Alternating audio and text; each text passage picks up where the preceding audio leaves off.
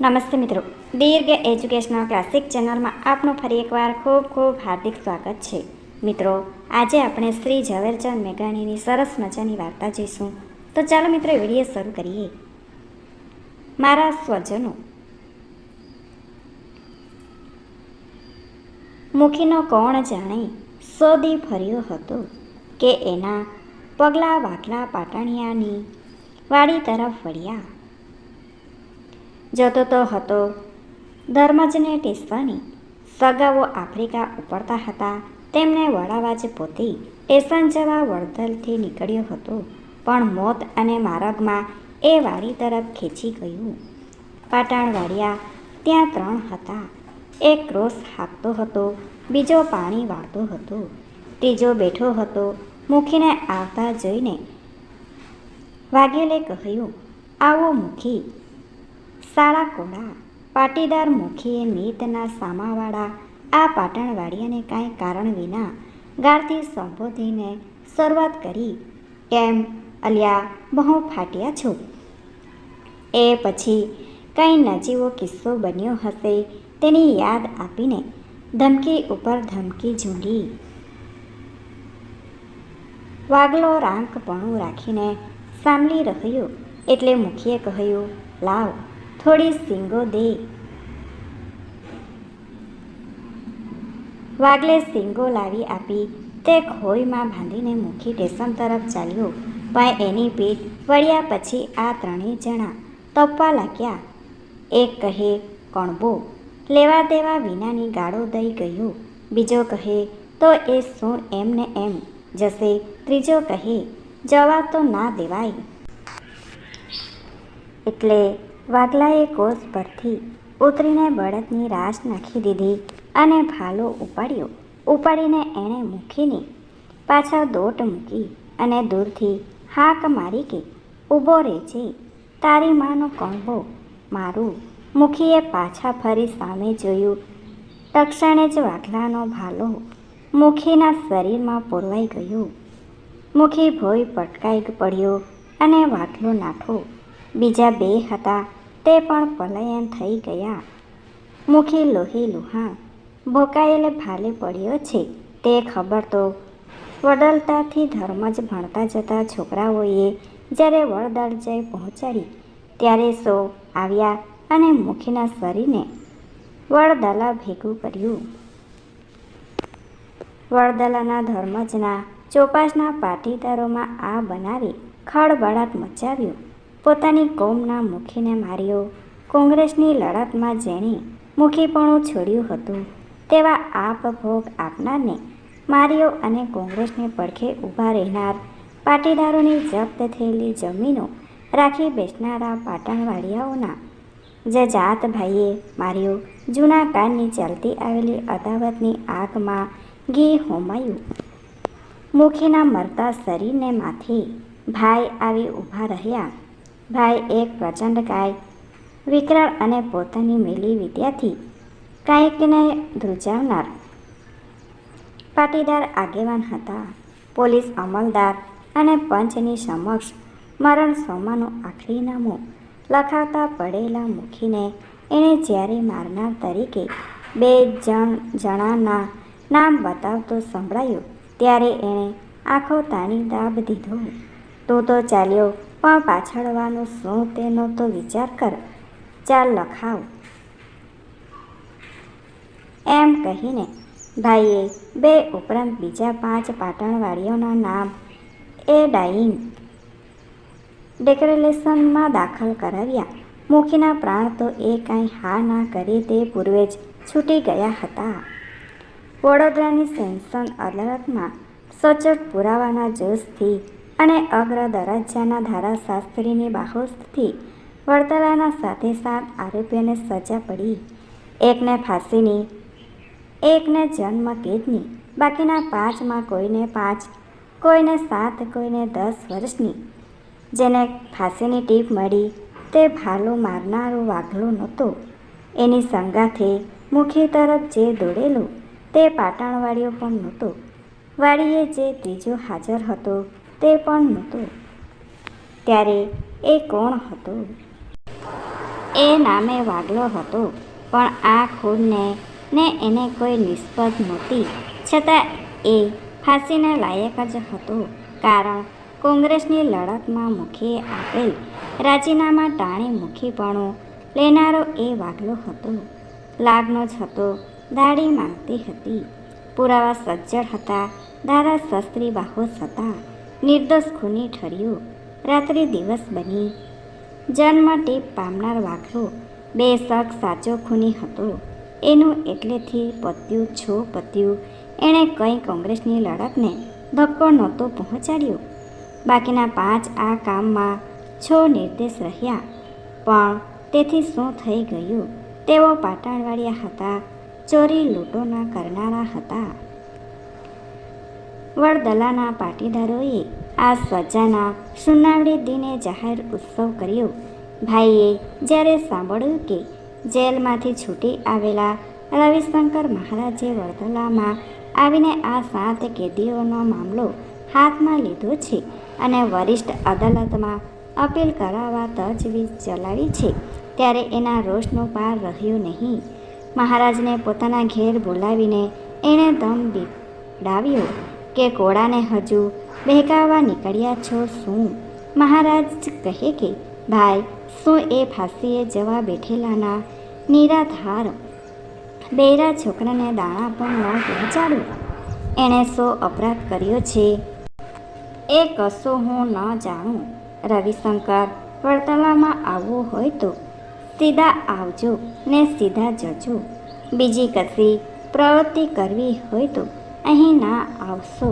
ના, હું તમને કહી મૂકું છું ભાઈ, જ્યારે આવું કાંઈ કહે ત્યારે એનો ભયંકર મર્મ ન ગ્રહી લે એવો બે માથાવાળો માનવી કોઈ જનેતાએ જાણ્યો નહોતો. રવિશંકર મહારાજ ભાઈને મેળેથી નીચે ઉતર્યા. એમણે જોખમનો હિસાબ મૂકતા એક પણ ન લગાડી. એના મનમાં પ્રતીતિ થઈ ચૂકી હતી કે 7માંથી 6 નિર્દોષ છે અને ફાંસીની ટીપવાળો વાઘલો જો લટકી પડે તો પૃથ્વી રસાતાળ જાય. ગાંધીજી તે વખતે ગુજરાતમાં હતા. એમની પાસે જઈને મહારાજે અથઈથી હકીકત જણાવી પૂછ્યું, બચાવની તજવીજ કરું જરૂર. મહાત્માજીએ જવાબ પાડ્યો, પણ ઘણા પાટીદારો દુઃખ માનશે. એ જોખમ તો આપણે ખેડવું જ રહ્યું.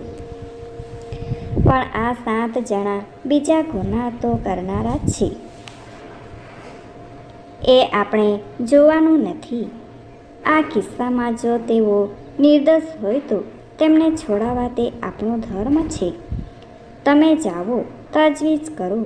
જરૂર પડશે તો હું છેલ્લે મહારાજા ગાયકવાડ પર દયા યાચનાનો કાગળ લખીશ. અલ્યા ઓ બામણા! સ્ટેશન બહાર ઊભેલા રવિશંકર મહારાજે પોતાની પાછળ આવો અવાજ આવતા પછવાડે જોયું. થોડે દૂર એક હથિયારધારી ઘોડેસવાર કરડી મુખ મુદ્રા કરીને ઊંચા ઘોડા પર બેઠો હતો. સાથે 2 ચકચકિત ધારિયાવાળા અંગરક્ષકો હતા. આ તે ભાઈ એ શું મને બોલાવે છે? આવા શબ્દે મહારાજને આશ્ચર્ય થયું. ત્યાં તો ઘોડેસવાર ભાઈએ યાજ્ઞા કરી, અહીં આવ, અહીં. પાસે જઈને મહારાજે કહ્યું, કેમ ભાઈ, શું કહો છો? કહો, કેમ પેલા કોળાઓને છોડાવી લાવે છે ને? તજવીજ તો કરું છું જ તો. તાકીદ કરજે. સયાજીરાવ મહારાજની કને પહોંચજે. રખે મહારાજ વિલાયત ચાલ્યા જાય એ પણ ગોઠવણ થઈ ગઈ છે ભાઈ.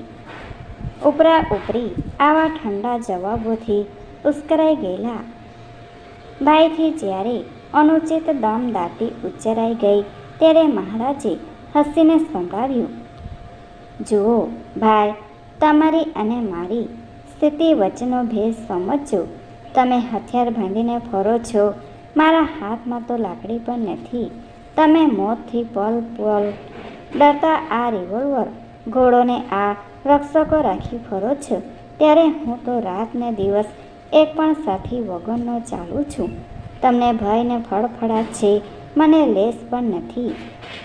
મારી સરખામણીમાં તમારી દશા કેટલી દયાજનક છે તે તો વિચારો. અને બીજી એક વાત તમારા ધ્યાનમાં ન હોય તો ધ્યાન પર મૂકો. તમે જો ભૂલે ચૂકીએ મારા પર કદી હાથ ઉપાડ્યા છે ને, તો તે દાડે આ તમારા 2 રક્ષકો શું કરશે જાણો છો? એ કોણ છે તે તો જુઓ. પાટણવાળિયા છે. મારા પર હલ્લો થઈએ એ જોઈ નહીં રહે. એ તો મને રક્ષવા દોડશે. ભાઈ, વિચાર કરો. મને ન ડરાવો. તમારી નિરાધારતાને વિચારો. લેવાઈ ગયેલ ભાઈ આ શબ્દનો જવાબ આપ્યા વગર ઘોડો હકારી ગયા.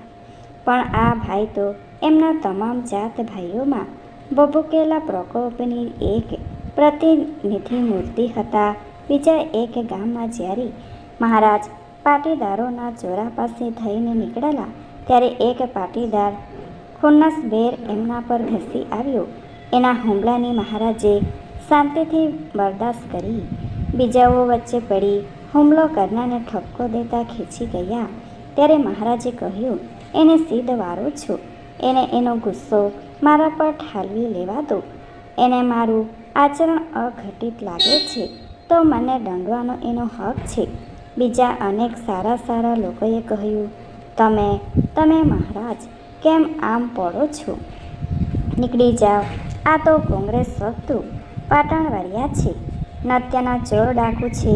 આવું ભયંકર ઘોર કરનારા છે. એને બચાવવા સીધ ફરો છો. મહારાજ જવાબ દેતા કે તમારા કોઈ સ્વજન પર આવું સંકટ આવ્યું હોત અને એને આવી સજા થઈ હોત તો તમે એને છોડાવવા જાત કે નહીં? તેમ આ પણ ગમે તેવા તોય મારા સ્વજનો છે. હું એમનો બચાવ કર્યા વિના રહી ન શકું. વરિષ્ઠ અદાલતમાં અપીલ ચલાવવાનો દિવસ ધીરે ધીરે નજીક આવતો હતો. વકીલો રોકવામાં આવ્યા હતા. બચાવના મુદ્દા પકડાતા હતા. વડોદરાના વકીલ મંડળમાં આ નિર્દોષ પર રચાયેલો કૌભાંડ જબરું મંથન જગાવી રહ્યું હતું. તે વખતે ગુજરાતમાં બેઠા બેઠા મહાત્માજી લડત વખતની ખાલસા થયેલી જમીન પાછી મેળવવા પ્રયત્ન કરતા હતા. સરકાર પાસેથી એ જમીનો રાખી લેનારાઓની નામાવલીમાં એક નામ નજરે ચડ્યું. વડગલાનો પાટણવાળીયો વાઘલો. મહાદેવભાઈએ પૂછ્યું, આ શું એ જ વાઘલો કે જેને ફાંસીની ટીપ પડી છે? હા, એ જ. ત્યારે તો રવિશંકર મહાદેવભાઈ બોલ્યા, તમે એની કને જેલમાં જશો. એ રાજી ખુશીથી જમીન પાછી આપે છે એવું લખાવી લાવશો. અત્યારે મહારાજનો શ્વાસ ઊંડો ઉતર્યો. પાટીદારની જમીન પાટણવાળીએ રાખેલી. રાખનારને મોતના મુખમાં ધકેલ્યો છે. ધકેલનારનાઓને એ જમીન પાછી આપવાનું એને કહેવા જવું. હા, અત્યારે કહીને મહાદેવભાઈએ મહારાજના હાથમાં એક મુસદ્દો લખીને મૂકી કહ્યું, આ કાગળ ઉપર એ માણસની સહી લાવો. નીચે જેલ ઉપરીનો મારી હાજરીમાં એવો શેરો કરાવી લાવો. કણસી અતિ આકરી હતી. પગ ઉપાડવા ના પાડતા હતા. અગાઉ અનેક પ્રસંગે વડોદરાને માર્ગે ફાળો ભરાતા હતા. તે 2 પગ આ મુસાફરીમાં થરથરી રહ્યા ને વડોદરાની જડી જેલની અંધારી ફાંસી ખોલીના બારણા જ્યારે ઉઘડી પડ્યા ત્યારે મહારાજે પોતાની સમક્ષ જોયા 2 માનવ પ્રેતો, 2 વાઘલા, દાડા વાઘેલા. આંખો મોતના ઓળા દેખતી જાણે કે દ્વાર ફાંસીને માચડે લઈ જવા માટે જ ઉપડ્યા છે. વાઘલા, મહારાજે પોતે અપીલ કરાવી છે તેની વાત નહીં, પણ આ વાત કાઢી. વાઘલા, ગાંધીજીએ તને સંદેશો મોકલ્યો છે. પેલી લડતવાળી જમીન તું પાછી આલે ખરો? હવે મહારાજ, ફાંસીવાળો વાઘલો બોલ્યો, ભલે ગાંધીજીને એ જમીન હું પાછી આલું છું. લાવો, અંગૂઠો કરી આલું. મારે એ જમીને શું કરવી છે? જેલ ઉપરની સાક્ષીએ વાઘલે કબૂલાતનામું આપ્યું ને પછી એણે કહ્યું, પણ મહારાજ, ગાંધીજીને કહેશો એ એમને આશીષો ના આલે. તમે તો હવે હિંડ્યા. અમે ગાંધીજીના દોષો કર્યા તેની તો અમને આ જુઓ ને વિના અપરાધે શિક્ષા મળી ગઈ છે. હવે એ અમને માફી આલીને પોતાના આશીર્વાદ ના આલે. હે મહારાજ, તમે કહેશો ગાંધીજીને. વાઘલા મહારાજ માંડ બોલી શક્યા. હું કહીશ ને એ આલશે આશીષો. વધુ વાર મહારાજથી ત્યાં ન ઉભાયું. એમની પીઠ ફરી એટલે ડૂબેલી નાવ પર પાણી ફરી વળે તેમ ફાંસી ખોલીને અંધારીના બારણા વીડાઈ ગયા. વડોદરાની વરિષ્ઠ અદાલતમાં અંતિમ નિર્ણયનો દિવસ ઉગ્યો. વડીલો સાથે મહારાજ હાજર હતા અને મહારાજની સાથે કેદીઓના સગાઓ વડતલેથી આવીને બેઠા હતા. સાતેય કેદીઓ કારાગૃહમાં હતા. તેમનો બચાવ થઈ રહ્યો છે તેની તેમને ખબર નહોતી. ખેવના નહોતી, આશા નહોતી. ફાંસીની ટીપવાળો વાઘલો કોઈ પણ પળે આ અંધારીનું બારણું ઉઘડશે અને મોતની અનંત અંધારીના કમન પાછળ પોતે ધકેલાઈ જશે તેની રાહ જોતો. કોઈ નાયે પગલા પ્રત્યે કાન માંડી બેઠો હતો. અદાલતમાં સાંજ પડી. દલીલો પૂરી થઈ ગઈ. ન્યાયકર્તાઓ ઉઠીને ચેમ્બરમાં ચાલ્યા ગયા. કેદીઓના સગાઓ મહારાજની સામે મીટ માંડીને ઊભા હતા. મહારાજ ન્યાયમૂર્તિઓની ચેમ્બર સામે આંખો ચોટીને ઊભા હતા. ક્ષણો પછી ઘડીઓ દોડતી હતી. ઘડિયાળના કાંટા સ્થિત પ્રજ્ઞોની અદાથી ચકરાવો લેતા હતા. ચેમ્બર તરફથી કોઈ ફરક્યું નહીં. આખરે મહારાજે કેદીઓના સગાઓને કહ્યું, તમારે ગાડીનો વખત થઈ ગયો છે, માટે જાઓ. એનો અર્થ એક જ હતો, આશા નથી, અહીં રહેવું નકામું છે. સગાઓએ વિદાય લીધી. વણસુણીઓ ફેસલો સમજી લીધો. ગાડી પકડીને તેમણે વડદાલાની વાટ લીધી. તે પછી તરત જ વકીલે આવીને મહારાજને કહ્યું, ફેસલો લખાઈ ગયો છે, સહીઓ થઈ ગઈ છે, સાતેય નિર્દોષ ઠર્યા છે. વધુ વાટ જોયા વગર, પૂછપરછ કર્યા વગર મહારાજે દોટ કાઢી. વળી જેલ તરફ ઉપરીને કહે કે મને એ સાતેયને મળવા દો. પણ હજુ હુકમ આવ્યો નથી. હુકમ આવશે પણ હું રાહ જોઈ શકીશ નહીં. ભલા થઈને મળવા દો. હું એમને જલ્દી ખબર દઉં. જેલ ઉપરની કચેરીમાં આવીને સાતેય કેદીઓ હારભંધ ઊભા રહ્યા. તેમના મોઢા પર પ્રાણ નહોતા. લોહી થીજી ગયા હતા. આંખો માત્ર જાણે જૂઠું જૂઠું તાકી રહી હતી. દેવતા જાણે એમાં હતા જ નહીં. સાતેય મોઢા પર થોડીવાર નજર લીપ્યા પછી જરાકે ઉશ્કેરાટ વગર મહારાજે શાંતિમય શબ્દો સંભળાવ્યા. થોડી વાર તો સાતે શરીર ન હલ્યા, ન ચાલ્યા કે ન બોલ્યા, ન દ્રષ્ટિ ફેરવી, ન હોઠના ખૂણા પણ હલાવ્યા. પછી સાતે જણા એકી સાથે કોઈ યંત્રની ફળ ફરીને સાત પૂતળા પડે એ રીતે મહારાજના પગમાં ભૂસ થઈને એક સામટા પડી ગયા. સાતમાંથી એકના પણ મોંમાંથી ઉચ્ચાર સરખોએ સર્યું નહીં. મહારાજ ઉઠ્યા. હજુ કેમ હુકમ આવી પહોંચ્યો નહીં? હું જાઉં લઈ આવું. એમ કરતાં ફરી પાછા ન્યાય મંદિર તરફ દોડ્યા. થોડેક જ દૂર એક સાયકલ સવાર મળ્યું. એના હાથમાં કાગળ હતો. એ બોલી ઉઠ્યો, તમ તારા સાતની મુક્તિનો હુકમ છે.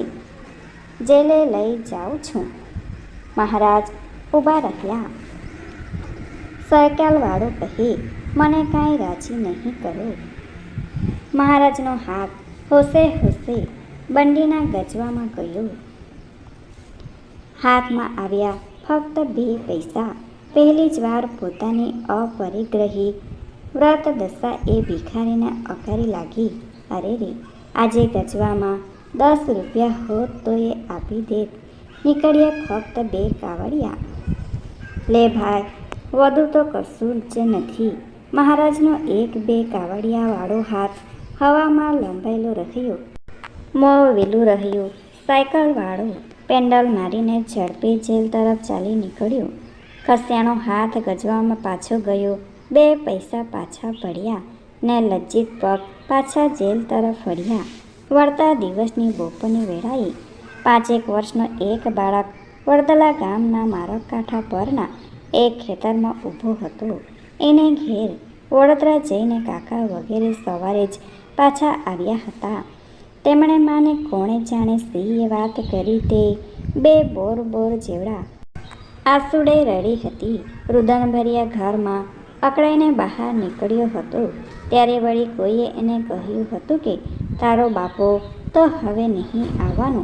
એને તો આજે સવારે ભગવાને ઘેર લઈ ગયા હશે.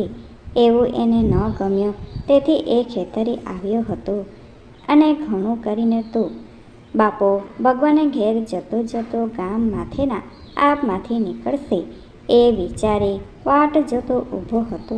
તે વખતે એણે માર્ગ પર પરરવ સંભળાયું. એની નજર ખેંચ્યા. 8 જણા ચાલ્યા આવે છે. કોણ હશે? નજીક આવ્યા.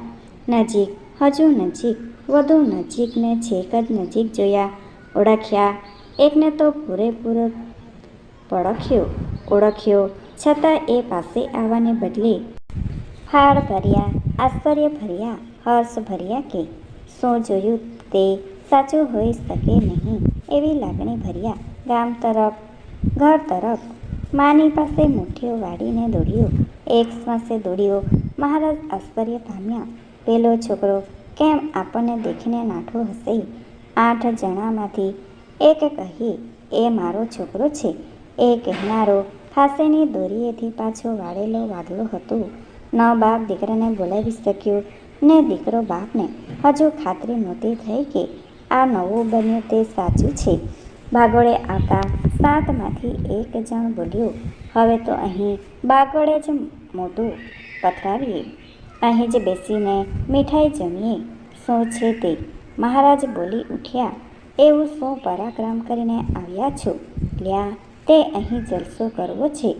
ખબરદાર કોઈ બહાર નીકળ્યા છો તો હું કહું છું તે એક જ ઠેકાણે સાંતેયે ઘર બંધ કરીને બેસી રહેવાનું છે. જો ચાલ્યા છે મોટા ઉત્સવ કરવા. મહારાજને સમજ પડી ગઈ હતી. સાતેયને સાચી ખોટી સજા પડી તે દિવસે પાટીદારોએ કંસાર રાંધ્યું હતું. તેનો યથાયોગ બદલો પાટણવાડિયા આજે લેવા માંગતા હતા. એ ન થવા દીધું ને બહેકાર દબાવી દીધો. બધાને એક ઘરમાં બેસાડી રાખ્યા. ચાલો 7 જણા મારી જોડે. ક્યાં મહારાજ? ભય કને? ચમ આપણે બધાએ એમની માફી માંગવાની છે. સાંભળીને પાટણવાડિયા કાળા પડી ગયા. બોલ્યા માફી? ઉલટાની એમની માફી. આટા આટલી અમને વિતાવ્યા પછી ઉપર જતી માફી? હા, અમારા માથા કપાય છે. છો કપાતા? હું કહું છું ચાલો. ભલે તમે જ્યાં કહો ત્યાં આવીએ. સાતેયને લઈને રવિશંકર મહારાજ ભાઈને મેળે ચડ્યા. મહિનાઓ વીત્યા હતા. વેરનો અગ્નિ ઓલાવાનું ટાણું ક્યારે આવે તેની પોતે રાહ જોતા હતા. બોરસદથી દરબાર શ્રી ગોપાળદાસને તેડાવી હાજર રાખ્યા હતા. મેળા પર જઈને મહારાજ ઊભા રહ્યા અને એની જોડે એ જ 7 બચી આવેલા પાટણવાડિયાને જોયા એટલે ભાઈ મોં ફેરવીને આડું જોઈ ગયા. ભાઈ, મહારાજે કહ્યું મારો કાંઈ વાંક હોય તો હું તમારી માફી માગું છું ને આ બધા પણ માફી માગે છે. જવાબમાં ભાઈએ હરફ તો ન કાઢ્યો, સામે પણ ન જોયું. થોડી વાર વાટ જોઈને 8 જણ નીચે ઉતરી ગયા. તે પછી એક દિવસ મહીસાગર કાંઠાના કોતરોમાં રવિશંકર મહારાજ એકલા ચાલ્યા જતા હતા.